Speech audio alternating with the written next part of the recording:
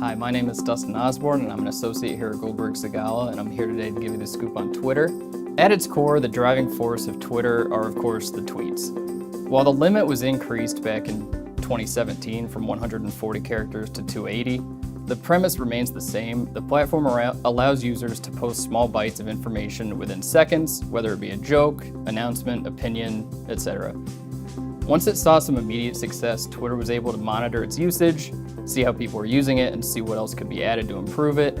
The first natural inclusion into the platform was adding the ability to respond directly to tweets, allowing instant interaction with the original tweet that was posted. Similarly, hashtags are now an integral part of the Twitter environment. They essentially allow you to tag a topic. That way, when people search that hashtag topic, they can see what people are specifically saying in regards to it. For example, during the 2017 College Football National Championship, you could search something like hashtag National Championship 2017 and see exactly what people were saying about the game. And as a Georgia fan, I really wish I hadn't. As you're well aware, in today's age, people are consuming information faster than ever before. At the heart of this, then, is this core ideal of consumers want quick and easy access to information, as well as a short and easy way to disseminate it. Twitter has devised a way for its users to both have and eat their cake in this way. Even though the character limit doubled back in 2017, the platform still restrains users to keeping tweets within 280 characters. This means prior to sharing a thought, the user needs to condense it into a digestible blurb, so to speak. And as a result, this tweet is then instantly shared with anyone following them on Twitter, which allows for immediate access and response. As far as the readers are concerned, they're first able to follow exactly who they want to receive their information from, whether it's news outlets, celebrities, athletes, whomever they want. Once they decide who to follow, they're then able to obtain this information at a rapid pace.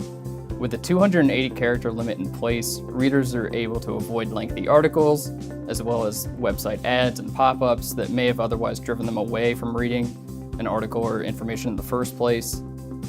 Plus, there's the added bonus that you can set alerts for particular users.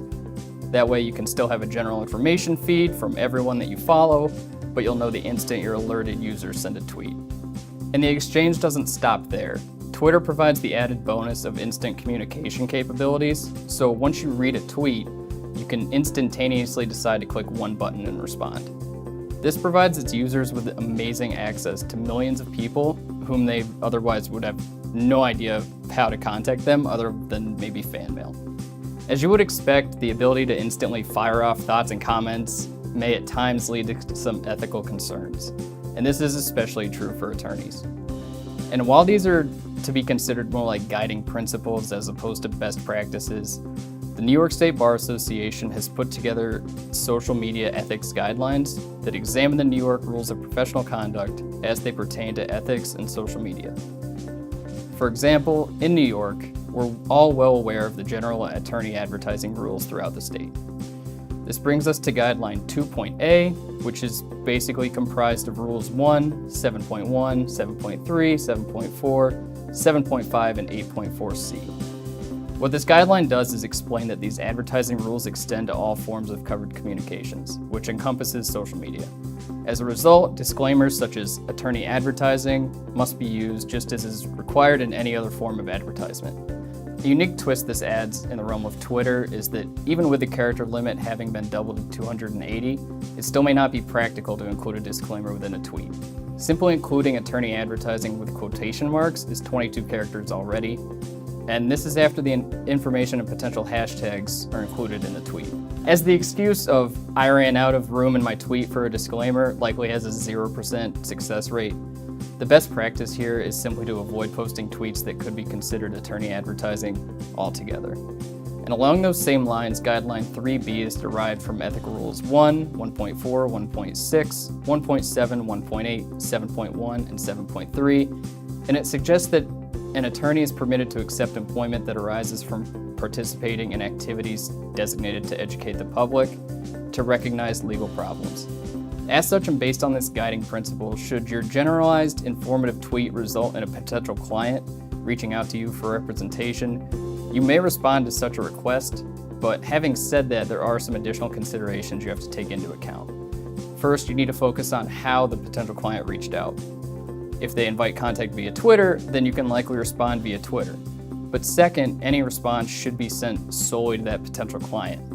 And with everything you've learned from Twitter and these videos, you're probably asking yourself, but wait, if I respond to the tweet, it would be seen by more than just one potential client. And you're right. Assuming they don't provide you with personal contact information, which isn't the general course of practice on Twitter, the best course of action is to simply respond by asking them to reach out via a more personal means, such as email or telephone, and saving any legitimate conversations for that outlet.